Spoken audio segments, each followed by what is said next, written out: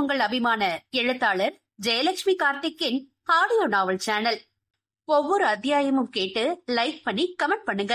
மறக்காம சப்ஸ்கிரைப் பண்ணிடுங்க. அப்பதான் கதைகளோட அப்டேட் உங்களுக்கு நோட்டிபிகேஷன்ஸா கிடைக்கும். என் மனசுக்கு சரின்னு பட்டா அத எப்படியாவது நிறைவேற்றத்தான் நான் அடுத்த காரியமே பாப்பேன். ஆனா இந்த தொழில் மட்டும்தான் உடனே செய்ய முடியல. அதுக்கு உழைப்பையும் முயற்சியும் தாண்டி நிறைய உக்தியும் தெரிஞ்சிருக்கணும் இல்லையா? அதத்தான் இப்ப நான் கத்துக்கிட்டு இருக்கேன். தீபனின் பெரிய பெரிய கனவுகள். அத்தியாயம் 12. தீபன் மனம் குழம்பியவனாக வீட்டுக்கு தன்யாவோடு வந்தவன் அடுத்தடுத்து வந்த அலுவலக போன்களில் பிஸி ஆகிவிட தனக்கு வாங்கிய புது போனில் முதலில் மாமியாருக்கு அழைப்பு விடுத்தாள் தன்யஸ்ரீ. புதிய எண்ணிலிருந்து அழைப்பு வரவும் யோசனையாக போனை காதில் பொருத்திய நளினி சாரி சாரி சாரி என்று கேட்ட குரலில் குழம்ப அவர் பதில் சொல்ல வாயை திறக்கும் முன், அத்தை நான் தான் தன்யா, சாரி, நான் வேணும்னு உங்ககிட்ட பேசாமல்ல, சாரி என்று வார்த்தைக்கு வார்த்தை சாரி சொல்ல நளினி மனம் இலகியவராக, இல்லடாமா, நீ ஊருக்கு போய் சேர்ந்ததை சொல்லணும் இல்லையா? உங்களை தனியா அனுப்பிட்டு எங்களுக்கு இங்க எப்படி இருந்திருக்கோம்? சாதாரணமா நடந்த கல்யாணம் அப்படின்னா ஒண்ணுமே இல்லடா, நாங்களே வந்து உன்னோட 4 நாள் இருந்திருப்போம். இது எதிர்பார்க்காம நடந்த கல்யாணம் என்று ஜோடு மாறியதை நினைத்து நளினி பேச தான் திடீர் மருமகளாக வந்ததை சொல்கிறார் என்று பொருள் கொண்டாள் தன்யஸ்ரீ. இல்லத்த என்று அவள் விளக்க முற்பட, அவனை பத்தி எனக்கு தெரியுமா? வேலைன்னு உட்கார்ந்தான்னு வச்சுக்கோயேன், அவன் உலகத்தையே மறந்து போயிடுவான். நீ ஒரு போன் பண்ணியிருந்தா நல்லா இருந்திருக்கும் என்று அவர் ஆதங்கத்தை வெளியிட, அத்த நிஜமா சொல்றேன், என்கிட்ட போன் இல்ல. பாட்டிக்கு போன் யூஸ் பண்ற பொண்ணுங்க வீட்டுக்கு தெரியாம ஏதாவது செஞ்சிருவாங்கன்னு ஒரு பயம். அதனால எனக்கு போன் வாங்கி தரல. இவர்கிட்ட காலையில தான் சொன்னேன், உடனே கடை கூட்டிட்டு போய் வாங்கி கொடுத்தாரு. இதோ முதல் போனே உங்களுக்கு தான் நான் பண்றேன் அத்த என்று அவள் சொல்ல, இதற்கு என்ன பதில் சொல்வது என்று புரியாமல் திகைத்தார். மனைவிக்கு தேவை என்றதும் பார்த்து செய்த மகனை நினைத்து மகிழ்வதா, அல்லது பெண்ணின் மீது நம்பிக்கை வைக்காத அந்த முதியவரை நினைத்து நோவதா என்று திகைத்தார். சரி விடு தனுமா, அப்புறம் மும்பை எப்படி இருக்கு என்றதும், கூட்டமா இருக்கத்த என்று தான் வந்த அன்று நடந்தது முதல் தனக்கு கிடைத்த தோழமை இன்று வெளியே சென்று வந்தது என்று அனைத்தையும் ஒப்பித்தாள். உன்ன தேவு நல்லா பாத்துக்கிறான் தானே என்று அவர் கேட்டதும் அமைதியாக இருந்த தன்யா, எனக்கு தேவைப்படும்னு அவர் டெபிட் கார்டு கூட கொடுத்திருக்காங்க, நல்லா பாத்துக்கிறாங்க. வேலைதான் கொஞ்சம் அதிகம் போல. நேத்து நைட்டு வீட்டுக்கே வரல, அதான் இப்ப தூங்க சொல்லி அனுப்பின, இனிதான் சமைக்கணும் என்றதும், சரிடா அப்ப நீ போய் வேலையை பாரு என்றார் நளினி. அட இருங்கத்த என்று போனை ஸ்பீக்கரில் போட்டுக்கொண்டு வேலை பார்த்தபடி அவரோடு பேச ஆரம்பித்தாள். தாத்தா எப்படி இருக்காங்க? அண்ணா அண்ணி ஊர்ல இருந்து வந்தாச்சா? மாமாவுக்கு மனசு இப்ப பரவாயில்லையா? நிக்கி குட்டி எப்படி இருக்கா என்று கேள்விகளால் அடுக்க, அடட இருமா, இத்தனை கேள்வி கேட்டா எனக்கு பிபி எகிரிடும். என் மாமனார் நல்லா இருக்காரு. நிக்கி குட்டி உன்னை அடிக்கடி கேட்டுக்கிட்டே இருக்கா. நெருவும் மாப்பிள்ளையும் நேத்து ராத்திரி தான் வந்தாங்க. இன்னும் பயண கலைப்பு போகல போல, தூங்கிட்டு இருக்காங்க. உன் மாமனாரு இன்னும் கொஞ்சம் குழம்பிதான் இருக்கிறாரு. கொஞ்ச நாள் ஆனா சரியா போயிடும் என்று அவரும் பதில்களால் அடுக்கினார். நளினி அசோக் பற்றி கூறியதும் தன்யா மனதிற்குள் சுருண்டாள்.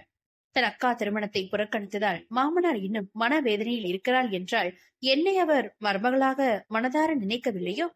1000 தான் இருந்தாலும் அதிகம் படித்து வேலையிலிருந்த அக்காவும் நானும் ஒன்றாக முடியாதல்லவா என்று மனம் போன போக்கில் அவள் நினைக்க, நளினியும் அவளது அமைதிக்கான காரணம் புரியாமல், தனு என்னாச்சு, பேசவே மாட்டேங்கிற என்று சத்தமாக கேட்கவும் சுய உணர்வு பெற்றவளாக, ஒண்ணுலத்த, அண்ணானு எழுந்ததும் கால் பண்ணுங்க, நான் பேசணும் என்று சொல்லிவிட்டு, அப்புறமா பேசுறாத்த மனதின் வழி வார்த்தைகளில் வெளிவருவதற்குள் போனை வைத்து விட்டாள் தன்யா. அவள் அப்படி போனை வைத்ததும் நளினி ஒன்றும் புரியாமல் போனை பார்த்தபடி இருக்க, என்னமா இப்படி உட்கார்ந்திருக்க, என்னாச்சு என்று பக்கத்தில் இருந்த நாற்காலியில் அமர்ந்தார் ஆதி. தன்யா பேசினா மாமா, நல்லாதான் பேசிட்டு இருந்தா, திடீர்னு போனை வச்சுட்டா, எனக்கு ஒண்ணுமே புரியல என்றதும், நீ என்ன பேசின கடைசியா என்று பொறுமையாக கேட்டார் ஆதி. அது வீட்டுல எல்லாரும் எப்படி இருக்காங்கன்னு கேட்டுட்டு இருந்தா. உங்க பையனை பத்தி கேட்டா.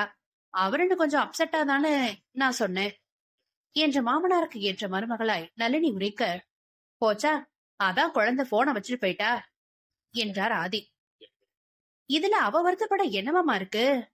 என்று இன்னும் விஷயம் புரியாதவராக கேட்டதும், என்ன மணி, அவங்க அக்கா வந்து வாழ வேண்டிய வீடு, மாமனார் இப்ப அப்செட்னா அதுக்கு தான் அக்கா தான் காரணம்னு அவளுக்கு ஒரு மாதிரி இருக்காதா என்று அவர் பார்வையில் தன்யாவின் நிலையை அவர் சொல்ல, ஐயோ, இதுக்கு இப்படி ஒரு அர்த்தம் இருக்கா? நான் யதார்த்தமா ரூபனை நினைச்சு அவர் அப்படி இருக்கிறத சொன்னேன் மாமா என்று பதற, விடுமா, சின்ன பொண்ணு இல்லையா, அவ அக்கா மேல அவளுக்கும் பாசம் இருக்கும்ல, அவ அப்படி செய்வான்னு இந்த பொண்ணு எதிர்பார்த்திருக்காது.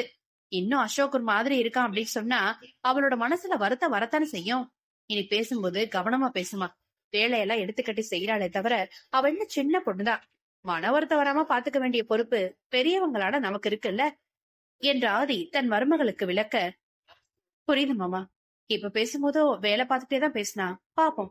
அப்படி மூஞ்சியை தூக்கி வைக்கிற ரகம் மாதிரி தனியாவ பார்த்தா தெரியல, நான் யதார்த்தமா தான் சொன்னேன்னு அவளே புரிஞ்சுப்பா என்று மருமகளை விட்டு கொடுக்காமல் நளினி பேசிக் கொண்டிருக்க, இதே நம்ம உலக அதிசயம், ஒரு மாமியார் மருமகளை புகழ்றது என்று அம்மாவை இடித்துக் கொண்டு அமர்ந்தாள் நிருபா. ஏன் மருமக, ஏன் இஷ்டம், போடி. ஏண்டி, வீட்டுல இடமே இல்லையா என்ன? மேல ஏறி உட்காராத. யோ கடவுளே, இப்படி இடிச்சாதான் உனக்கு நல்லா இருக்குமா என்ன என்று கோபம் போல பேசினாலும் நளினியிடம் வெளிப்பட்டது என்னவோ பாசம் மட்டுமே. நல்லா கேளுங்கத, இப்படிதான் என்னையும் படுத்தி எடுக்கிறா என்று ஆதியின் அருகில் இருந்த இருக்கையில் அமர்ந்தார் கிருஷ்ணன். ஐயோ, என்னங்க நீங்க என்று நிருபா கணவனை நோக்கி பல்லை கடிக்க, பாவண்டி மாப்பிள எவ்வளவு கஷ்டப்பட்டு அப்படி சொல்லுவாரு என்று மருமகனை பார்த்து சிரித்தபடி நளினி எழுந்து சமையல் அறைக்குள் சென்றார்.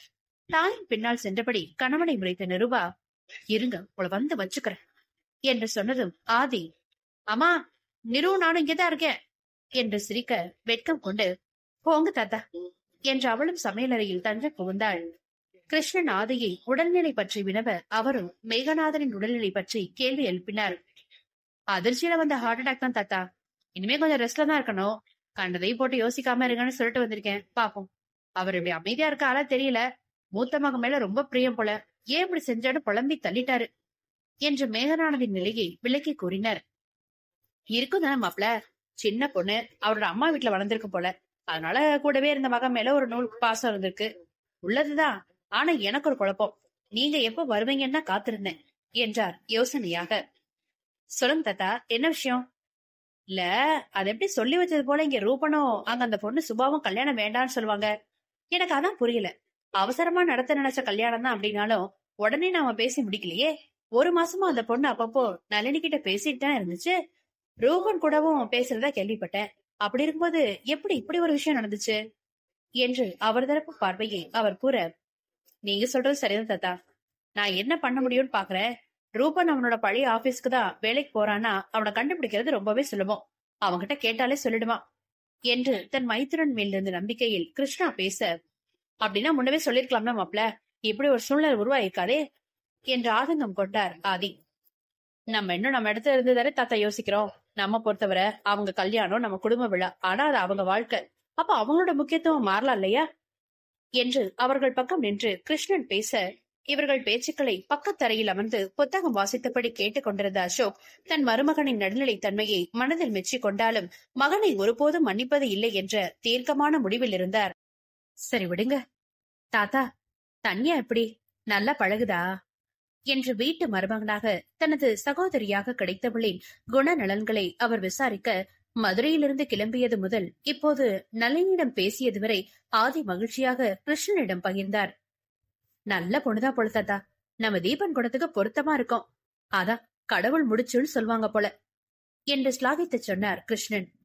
உள்ளே சமையல் அறையிலும் அதே பேச்சு நடந்து கொண்டிருக்க, ஆனாலும் நீ இவ்ளோ நல்லவளா இருக்க கூடாதுமா என்று தாயின் காலை வாரி கொண்டிருந்தாள் நிருபா. பொண்ண போலதான் நிரு, அவளும் நல்லா பேசுறா, விளையாட்டுன்னு இருந்தாலும் பொறுப்பு நிறையவே இருக்குல்ல என்று மருமகளை புகழ, எனக்கு என்னமா, எப்பயும் நம்ம வீடு சந்தோஷமா கலகலப்பு குறையாம இருக்கணும், அவ்வளவுதான். வீடு பழசா இருக்கலாமா, ஆனா மனசு எப்பவோ சந்தோஷமா புதுசா இருக்கணும் என்று உணர்ந்து சொன்ன மகளை கண்ணம் கிள்ளி முத்தமிட்டார் நளினி. பாட்டி எனக்கு என்று ஓடி வந்த நிக்கியை தூக்கி கொஞ்சியவர், அம்மா வந்தாச்சு, இனி நீ பாட்டிய கண்டுக்க மாட்டா நினைச்சாண்டா செல்லும் என்று சோகமாக சொல்லவும், அப்படிலாம் இல்ல பாட்டி என்று கொஞ்சினாள் குழந்தை. இவர்கள் இங்கு மகிழ்ந்திருக்க மனம் முழுவதும் தன் அக்காவின் செயலால் குழப்பம் சூழ்ந்தவளாக தன் அக்காவின் எண்ணுக்கு பல முறை முயற்சி செய்து கொண்டு தோற்றுக் கொண்டிருந்தாள் தன்யஸ்ரீ. இந்த அத்தியாயத்தை கேட்டு மகிழ்ந்தீர்களா? அடுத்த அத்தியாயத்தில் உங்களை சந்திக்கிறோம். மறக்காம உங்களைப் போலவே கதை கேட்க விரும்பும் வாசகருக்கு வீடியோவை ஷேர் பண்ணுங்க.